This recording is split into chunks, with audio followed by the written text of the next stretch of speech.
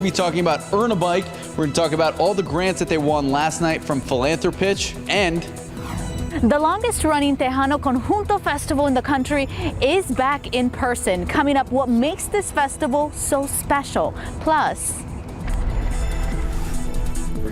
good morning. Katie Science Lab is back on the road. We are at Sarah King Elementary, part of SAISD this morning. We've got a fourth grade class walking in as we speak. We're going to be doing an activity all about density this morning. They've done a lot to help us get prepared. That live experiment coming up later on in the newscast. Live from KSAT 12. Good Morning San Antonio starts right now. Hi, good morning. It's Wednesday, May 18th. Morning commute is winding down, but we still have a big traffic trouble spot we want to advise you about, give you the very latest here as we approach the top of the hour. Stephen's been talking about this for a while now. We had an incident earlier and it's still causing problems northbound 35 near Schwab Road. This is just past Schertz out there in Comal County. So if you're headed out of San Antonio towards New Braunfels, San Marcos and Austin, no, it is still slow going on the far northeast side. And moving on to our top stories this morning, fire was the only occupant that firefighters found in a West Side home. The call came out around 4 this morning. The home on Buckskin near Rawhide Lane was destroyed. Katrina Weber is at the scene and tells us firefighters say the home should have been vacant. The firefighters tell us there were no working utilities in this home and no one was supposed to be living here, but they say they did have reports that there were people in and out of this home. And they say, in fact, when they arrived, the front door was wide open. The firefighters also found flames, huge flames coming from the home. We have some home video from a neighbor, Cassandra Medina, showing those flames just shooting out of all sides of the home. Firefighters say that when they got inside, they realized that fire was up in the attic and then it took off from there, destroying at least half of the home. Again, no one was supposed to be living here, but they had reports that there were people who were staying here, perhaps illegally. They're looking into that as a possible link to the cause of this fire. Fire investigators have been searching the home looking for clues, but so far no word on exactly how this fire started here in the 7400 block of Buckskin. Reporting from the West Side, Katrina Weber, KSAT 12 News. Katrina, thank you. Other top stories we're following today. The Bexar County Sheriff's Office says a possible road rage incident led to a person being shot overnight. This happened just before 11 last night on Lucky Pass, southwest of Highway 90 and Loop 1604 interchange in West Bexar County. The Bexar County Sheriff's Office reporting that the incident started at the intersection of Lucky River and Lucky Falls when a man on a motorcycle shot the victim several times. That victim was able to drive home, call for help, and was later taken to the hospital. At last check, the suspect was still on the run. San Antonio police say a man has died after he was shot several times overnight. Happened just before midnight on Babcock near Loop 410. Police say the man was sitting in his car when someone began shooting at him. The suspect then pushed the victim out of the vehicle and drove off in it. Officers found the man lying in the middle of the parking lot. He later died in the hospital. Police say the investigation and search for the suspect still ongoing. Outside with live cam, wasn't bad this morning. The sun is up, it's warming up, and Justin is back. Good to see you, sir.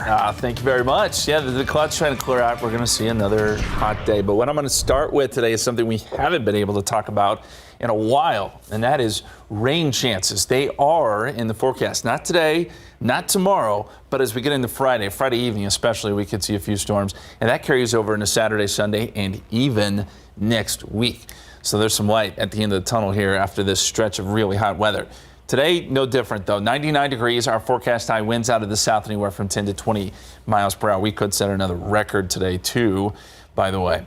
Here's a look at the high temperatures yesterday. We did get up to 100 here in San Antonio, one of the hottest spots in the country. Texas has been really in the oven here as of late, and May has just been a brutal month. But again, we're going to see that heat again this afternoon. Very quickly, the pollen count, everything's low there. Molds, grass, both in the low category.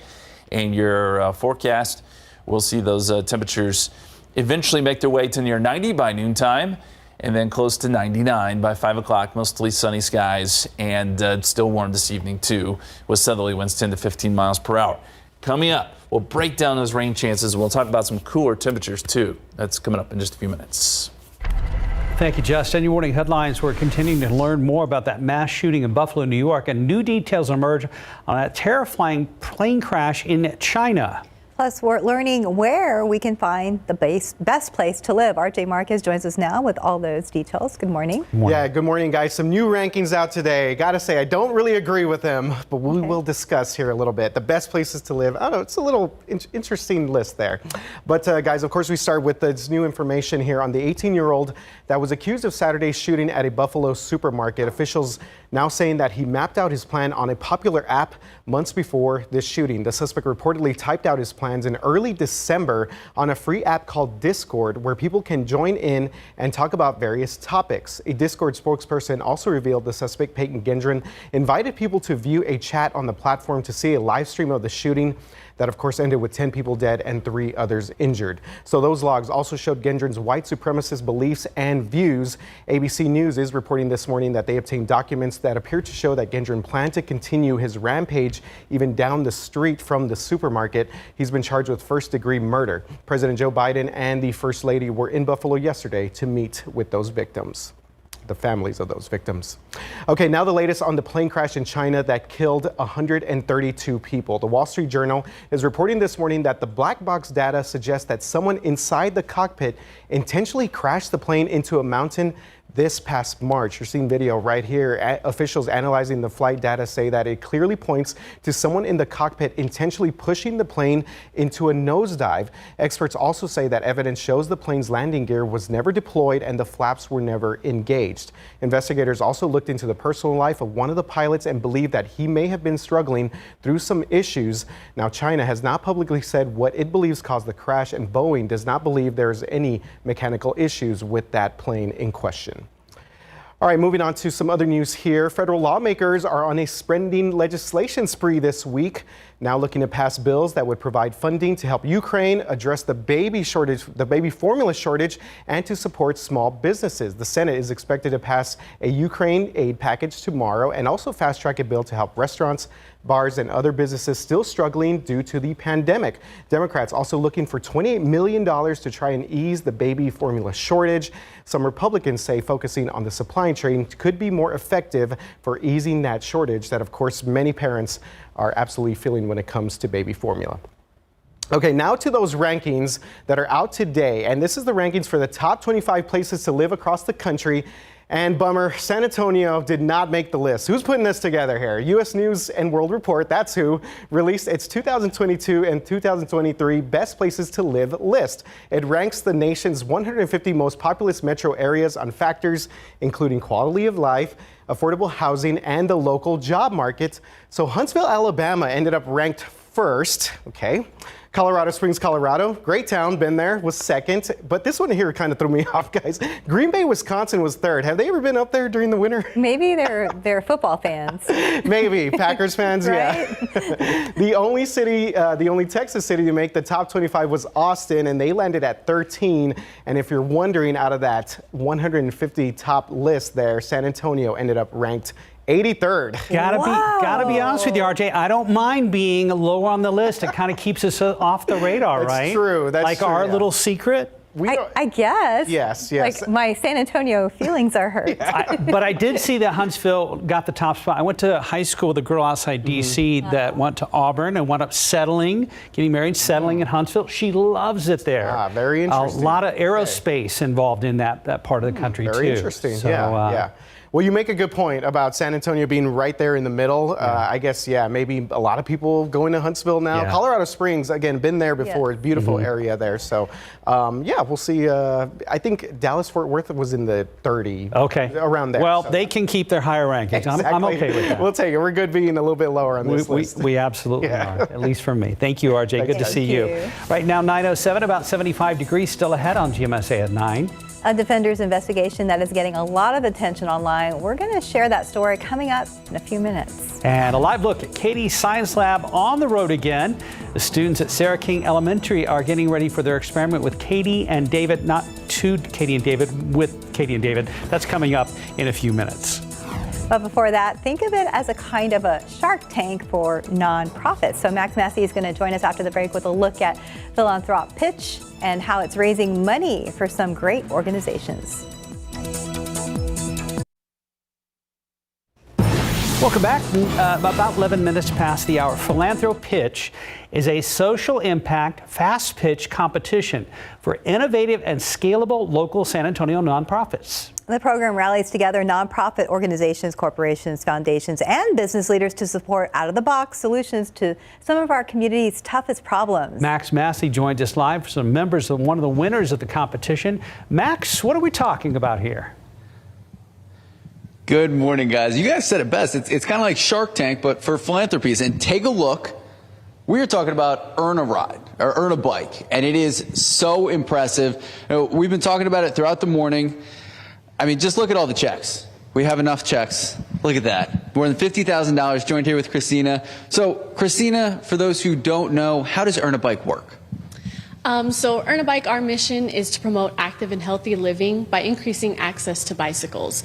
So our Earn a Bike at School program is 10 weeks long. Students meet weekly at their campus as we deliver curriculum that focuses on nutrition, bike safety and maintenance, and wellness components. At the end of those 10 weeks, they get to be invited into our end of the year event where they actually build their own bike with one of our volunteers from start to finish. And that's how they kind of celebrate their success for achieving this. It's so cool because it's dealing with youth in and around San Antonio, and this is so much more than just about a bike. Absolutely. I mean, you know, they feel way more empowered, determined to kind of reach their goals after this. They take the steps to get there, and at the end, when they get to celebrate, we hope that after this event, they kind of say, why stop with this goal? Why not work towards something else and you know, really achieve what I want to achieve? So we hope to empower children that way.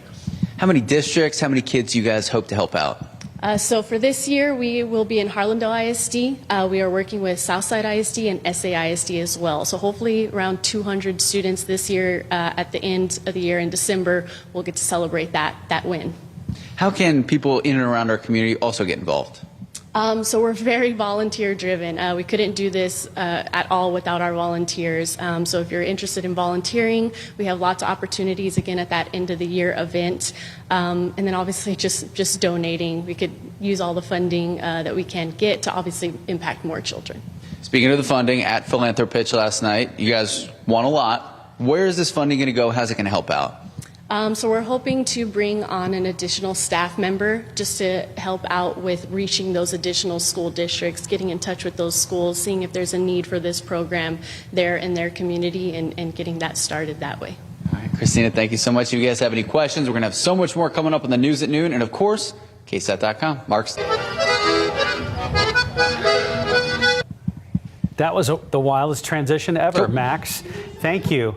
All right, we'll check on Max's accordion skills a little bit later on. Go to Justin. Justin Horn. How do you follow that, Justin? I can't. You can't? I can't. That was awesome. Can you try? I'm going to try. Okay. Too bad you don't have an accordion back there. You're red-faced. It didn't happen to you. I don't know. I don't know why that was. Oh, that was such a 9 a.m. thing. It was. Yeah. Justin, how you doing? I'm doing well. Good. Thank you. You know, last time I'm doing better because we get to talk about rain chances. We started off the weather a little bit earlier with that. I'm going to show it to you again. Rain chances are going to be at about 20% starting Friday evening, continuing into the weekend. And then next week, looks like it could be even a little more unsettled. So we've been able to bump the rain chances up Monday and Tuesday. This is encouraging. Now, look, it's not going to be widespread rain. It's not going to be a big drop buster, but it is encouraging that we're getting a little bit of a pattern change because I think we're all kind of done with this dry, hot weather, right? We need something to change, and I do think we'll get a little bit of a change. In the meantime, we still have to deal with it today. 98 is the record. That was set back in 2018. The forecast is 99 today, which would mark the 5th day in a row we had a record high. Quite the dubious distinction there. So temperatures today should eventually work their way up into the 80s and then close to 100 this afternoon. I do think there will be several spots where we're above the triple-digit mark, especially south and west of San Antonio. There's the scene right now, starting to see some blue sky already. 77 degrees at the airport, southerly winds at about 10 miles per hour.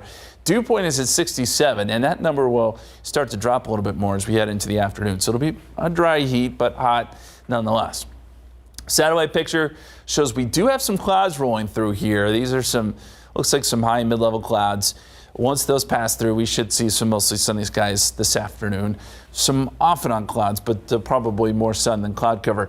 80 degrees Stinson, 78 down there in Pleasanton, 74 Helotes, 72 Bernie Stage, 75 right now in Bulverde. And those dew points I mentioned, yeah, they drop off into the low 60s. So it's not so humid. We're not too worried about a heat index. It's just hot. Just the air temperature is just going to be hot. The water vapor imagery tells us a lot here. So we love to look at this and get an idea of where we have some of the circulations, where we have some of the low pressure systems moving across the country. And we've got one that's moving east. And there's another one. It's kind of hard to see here, but around the southern tip of California, a little bit of a spin. This is going to work its way into Texas. And this system actually moves right over top of us. And that's why I'm a little encouraged about rain chances as we get into Friday afternoon, Friday evening. Now, it's still not a great chance. We're going to leave it at 20% for now. And if we do see storms, there's a threat of severe weather, but at least there is some rain here in the forecast. So here's what we're looking at. This is 6 o'clock today. Any storms we see probably stay there in Mexico. And that'll be the case probably tomorrow, maybe getting a little bit closer to Eagle Pass and Laredo tomorrow evening. But it's Friday, as we get some of that energy coming in, that this model starts to pop up some isolated storms a little closer to San Antonio. There's your 20% chance of rain. We will need to watch for the threat of a few severe storms. Here's the other bit of good news. As we get into the weekend, still hot. We're talking mid-90s, if not upper 90s here in San Antonio Saturday. But we've got a frontal boundary that's going to seep south. And this actually makes its way through. It looks like Sunday morning. That cools us down. And with a front around, we've also got some rain chances. So this is good on both accounts. Here's how it looks in the 7-day forecast. 98 Thursday, 97 Friday, 97 Saturday. Still a stretch of hot weather there, but we add in some rain chances Friday evening and again on Saturday. And then with the front, some chances Sunday. And then we mentioned next week it becomes a little more unsettled, the weather pattern does. And temperatures not all that hot in the 80s both Monday and Tuesday. So this is encouraging, guys. We may be turning a corner here. Okay, thank you, Justin. Now to a Defenders investigation that's getting a lot of attention online. The widow of a Bexar County Sheriff's deputy fighting the county for her husband's death benefits, and now Bexar County is suing her. That's right. Deputy Timothy De La Fuente was the first Bexar County deputy to die of complications from COVID. While the county has repeatedly honored the memory of De La Fuente publicly, his widow's claims for benefits was denied. Twice last year, an administrative judge sided with her to get those benefits. Now the county has appealed both rulings and has since filed a lawsuit in state district court. My husband gave almost 28 years to the citizens of Bexar County. He worked there more than half his life. His loyalty and dedication was unwavering. Sheriff Javier Salazar says De La Fuente was assigned to a COVID hotspot at the county jail at the time. However, court filings show county officials say that there is no evidence that he contracted the virus while working for the county. Now, the county released a statement yesterday offering the deputy's family its condolences and says in part, quote, "We are working to ensure that Bexar County funded benefits are paid out appropriately and in accordance with relevant law," end quote. You can read and watch the Defender's full story right now on our website at KSAT.com. And another story that's trending online is the story of one woman whose husband died in a motorcycle crash last week. Griselda Galvan spoke with RJ yesterday about her husband's passion for riding and the support her family has received since the crash. Anthony Galvan was riding his bike on the far west side last Wednesday when he crashed into a car making a turn. A TxDOT official said 1/3 of motorcycle fatalities happened at intersection. TxDOT wants to get the word out about motorcycle safety this month because it is Motorcycle Safety Awareness Month. Right now, they've launched their Look Twice for Motorcycles campaign. And if you missed RJ's story yesterday, you can also watch it on our website at KSAT.com. 9:20, 77 degrees. And still ahead on GMSA at 9, RJ is going to join us again to talk about the latest with the Spurs regarding the home away from home games and last night's NBA draft lottery. And when we come back, we'll join Katie Blake and David Sears out at Sarah King Elementary for Katie's Science Lab on the road.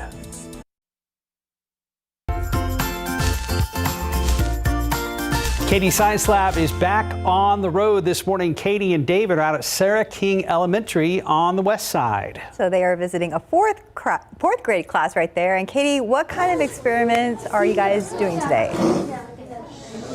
Oh, good morning.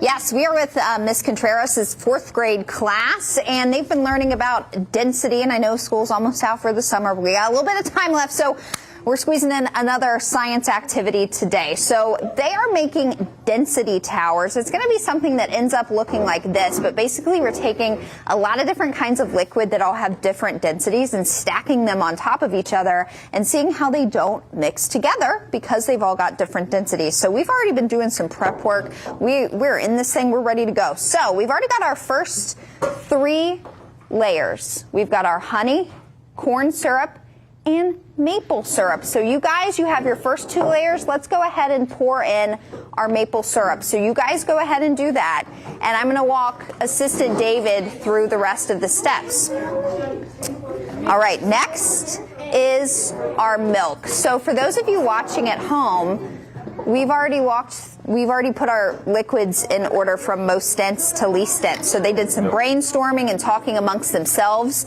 and they figured all that out. David has already eaten the honey, and now he's taken my milk. That's getting close to room temperature, so tread carefully with the milk, David. Okay. It's good.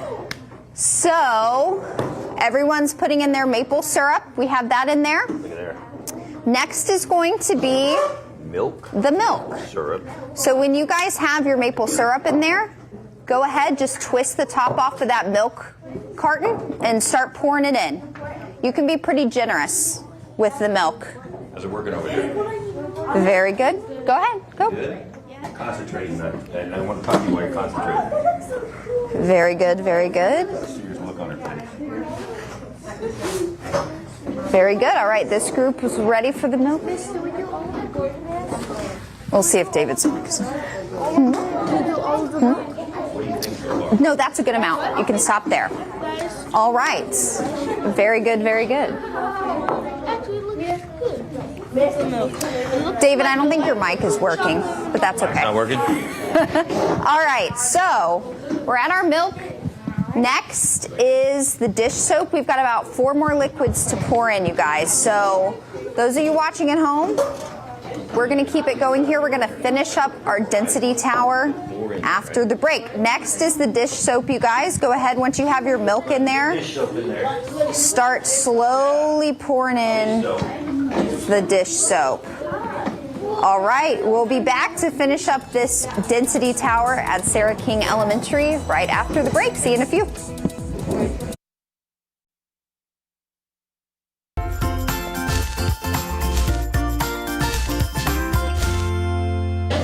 Loading. And welcome back to Sarah King Elementary, Ms. Contreras' class. We're working on our density science project today.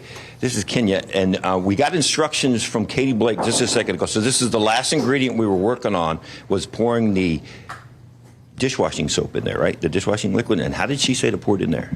Slowly. So slowly pour that in there. So we're going to pour it in there slow. Oh, that's perfect. Look at that. Slowly. All right, as you do that, we're going to take a look at some of these other ones so far. So what do we have in there? We've got our honey, right? And then what's next? The corn syrup. And then what's after the corn syrup?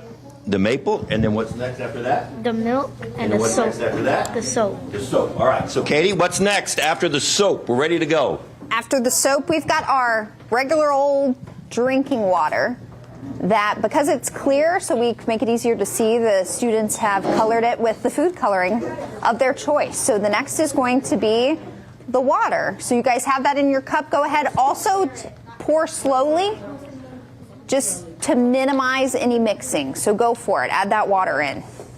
We got like a little eye drop? Yeah, we can start by just pouring it out of the cup. Or pour it out of the cup. Yeah. This is a science project right here. Look at this. We got like a mess going right here. This is exactly what science projects are supposed to look like. So y'all go ahead, pour your water in there. Here we go. It died? Oh, it died? Yes. Yeah. It's mixing. Yeah. All right, you got your water going in? Oh, look at that. That's some funky colors there. Yeah. You got all kinds of stuff going on in there. So cool. You can pour a little bit more if you want. All right. And then this is next. Great stuff. So what are you figuring out so far? What do you guys know so far? I haven't figured out anything. You haven't figured it all out yet? No. That's all right. I haven't either. So we figured out that some stuff is more dense than other stuff, right? Yeah. Like, what was the most dense stuff that we put in there? Was the honey? That's on the Yeah, the honey, the maple syrup. Yeah, I have no idea what that's with that. It's kind of weird that all these All liquids right, you guys are ready? different densities, That's your right? water. Oh, since it's the same color as the dish, so it looks Experiment the though. same. You got yourself So it's spread the out. same. You got a little mess going there. That's Trust perfect. me. Trust me. All right, this is next. Go ahead. How we You doing? can What's start next, pouring that Katie? in. After the water? Vegetable oil. Vegetable oil is next. I don't think David wants to eat this, but No, I'm not doing the vegetable oil. okay. All right. Doesn't look. Oh. Just checking. All right, you got Here, your vegetable let oil. me help you. You guys got your Sealed for Nice. freshness. That's what we like to see. All right. Mom's watching. We're on until. You know what I'm saying? All right. There you go. Go for it. Start pouring that in. All right, pour a little vegetable oil in there. And if you guys have ever tried to mix oil and water, you know those two things really don't like to mix together. Do oil and water mix? So this oil is going to float on top of the water really easily. Very good. What happens when you mix oil and water? Oil and water, they float. Yeah, that looks good. Very good, very oil good. floats above the water because it can't do that. All right, if you guys... Yes. So is that it on the top? Yeah. Wow, very good. That's a good looking stack right there. Good looking stack. Y'all are doing great. So what's next after the oil? The last layer we have, guys, that's the rubbing alcohol that you also colored with food coloring. So that's our last layer. So once you have the vegetable oil, go ahead and put the rubbing alcohol on there. And then that's our tower. We'll give it another minute to kind of see how everything evens out. Ooh, easy. Easy. Of this?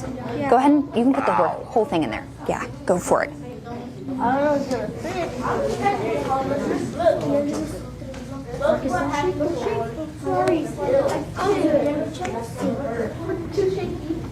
All right, so the most important question I have for you guys is what did you learn today after you did all these layers of different liquids? What'd you learn?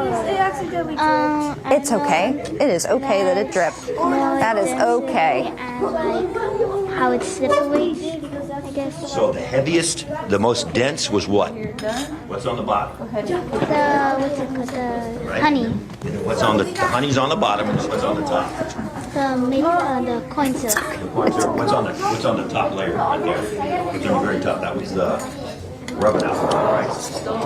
So we went from honey to rubbing alcohol, bottom to top. Look at all the colored layers you got in there. That's awesome. Look at that one. That's awesome. That one looks really cool. Yeah. Got it great. All right, everybody turn around and look at the camera. Give yourself Right here. a hand for doing a great job today. Good job, you guys. And thank you to Ms. Contreras for having us and letting us come make a little bit of a mess. So summer break is so close that I'm sure our teachers can smell it, right? Teachers are ready. We've got a couple more Katie Science Lab on the road segments coming up over the next few weeks, and then we're breaking for summer. I know you guys aren't excited about summer at all, right? No, you're gonna miss school. You're gonna miss learning. I know. Okay. All right. Well, thanks for hanging out with us this morning, guys. We'll send it back to you in the studio. These are good jars, you guys. Good job. Look at these. Good job, Katie. And David, of course. Taking a look outside with live cam, we are now at 77 degrees, slowly climbing. Yeah, we're starting to climb. And it's going to be close to 90, I think, by the time we get into the lunch hour. So just a heads up. And by this afternoon, as you might imagine, we're going to be up close to 100. That's where we were yesterday. Take a look at yesterday's highs. There were some big numbers there. 106 in Eagle Pass, 107 in Cotulla, 100 here in town. Record here in San Antonio. We're online to probably hit a record again today. Here's what you need to know. We're just as I said, another record possible this afternoon. But as we get into Friday and the weekend, there's a small chance for storms. Friday evening and then again Saturday, Sunday. Not big chances, not drought busters, but chances for storms. And then next week, even more chances. We've upped the rain chances just a little bit. It looks a little more unsettled. We're seeing a pattern change, thankfully, to get us out of this really hot weather.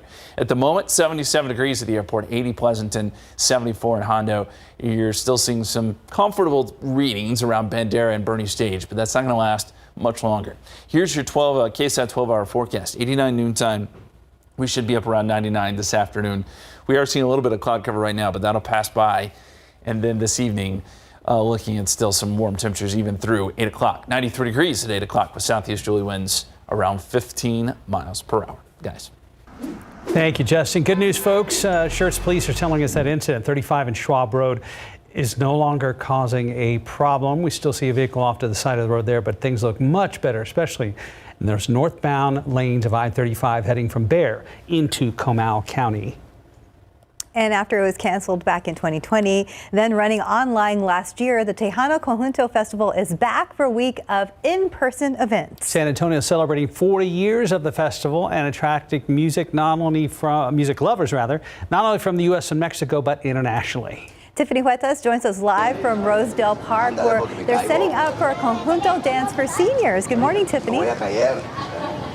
Good morning. What a better way to start this morning. Some Conjunto music and just so much love from the community here. We have more to talk. Christina, talk to us about how this all started, the history behind this. Yes, thank you very much. We are celebrating the 40th annual Tejano Conjunto Festival. You know, in 1982 was the first festival at Rosedale Park, and that was opened actually by then Mayor Henry Cisneros. And now 40 years later, with 1 year skipped because of COVID, of course, we get to do the celebration. It's 5 days of music at Rosedale Park.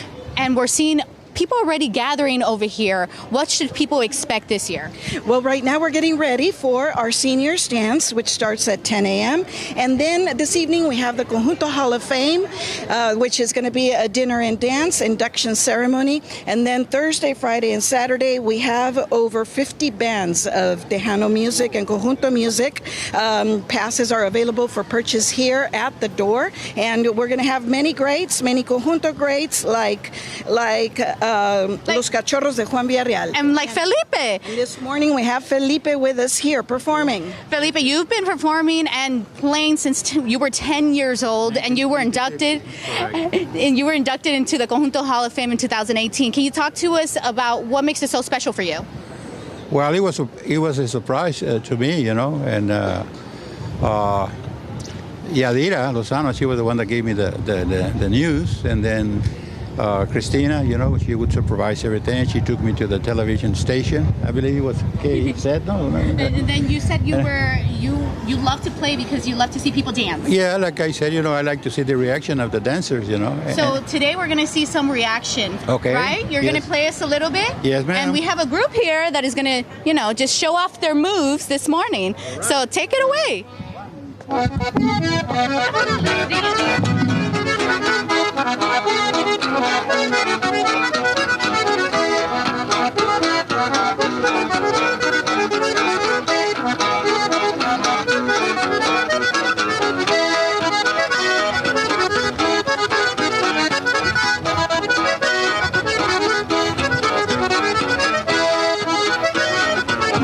on.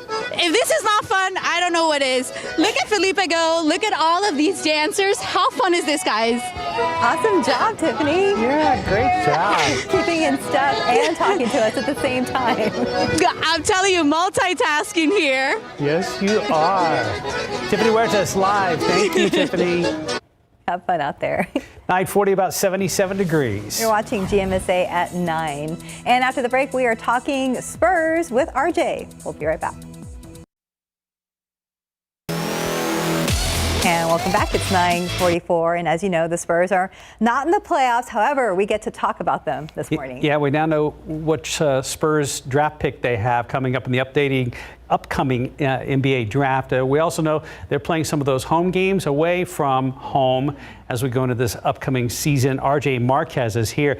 RJ, I'm glad you're with us. The pre-draft lottery coverage lasted longer than the actual draft lottery itself. Yeah, isn't that always the case? They kind of build it up, hype it up, and they get you all excited. They're saying, like, this team has this percentage to get this pick, and that team has this percentage. And then it's over. And then it's over, yeah. I mean, literally within a couple of minutes, they read out the names and stuff. So the Spurs initially had a 20% 50% chance to move into the top 3. That unfortunately did not happen. So Lady Luck not really on their side. They did not hit the jackpot, but they're still going to pick number 9. So this is still going to be their highest draft pick since they drafted a guy named Tim Duncan. Obviously, probably not going to get a Tim Duncan type player. We can only hope. Could only wish. Nice to be top 10, though. Yeah. Nice to be top 10. A lot of good prospects in that mix. Look at David Robinson. David Robinson looks great. Remember, he was the number 1 pick back in '87. I loved his interview about this. He was loving being in Chicago last night. And listen to look at the newbies watching and listening. Absolutely. It's a legend right there. So, David Robinson was the representative for the Spurs. Again, we end up with the 9th pick in that draft. So I think it'll be interesting to see what sort of options that the Spurs have there. There's a couple of different guys, a forward from Duke, A.J. Griffin, another guy from Arizona named Benedict Mathurin, love that name there, but a couple of guys that are swing guys, forwards, but I think we need more of a big guy presence. That's what I keep hearing too. And of course, there's a million mock drafts out there. It just depends on which one you want to pay attention to, right? Yeah, absolutely. But here's the way the cookie crumbles now. So Orlando ended up top pick there. That's going to be their first pick in about 15, 16 years. Rockets, of course, tanked, so they ended up in the top 3. And, good for them. We have a couple. I know, we're happy for them. What I'm interested to see, guys, when it comes to the draft is what the Spurs are going to do with their picks, because they have 3 first-round draft picks. Right. They're picking number 9, 20, and 25. 9 and 20, 2 very nice numbers. Got one from Toronto, one from Boston, I think, right? And I would not be shocked if they somehow move those picks or try and trade them, maybe bring in another veteran guy, or maybe a sign and trade a la DeAndre Ayton in Phoenix. Sure. He's an all-star player, so yeah, it'll be interesting stuff. Well, we trust the Spurs front office on that stuff. They're good at uncovering gems and making things happen. Yeah. They are. They definitely have a good track record when it comes to doing that. Yeah. But guys, other big news from yesterday, of course. Yes. The Spurs getting the approval to play these quote-unquote home games away from the AT&T Center. So Bexar County Commissioners approved that 1-year pilot. It's going to be 4 games total that are going to be away from the AT&T Center. That includes the 2 games up in Austin, the 1 game in Mexico City, and the 1 game at the Dome. I find it interesting because I really hadn't thought about this initially, but the Spurs, I think, had been sort of not complaining, but wanting the NBA to try and help them out with the rodeo road trip in recent years.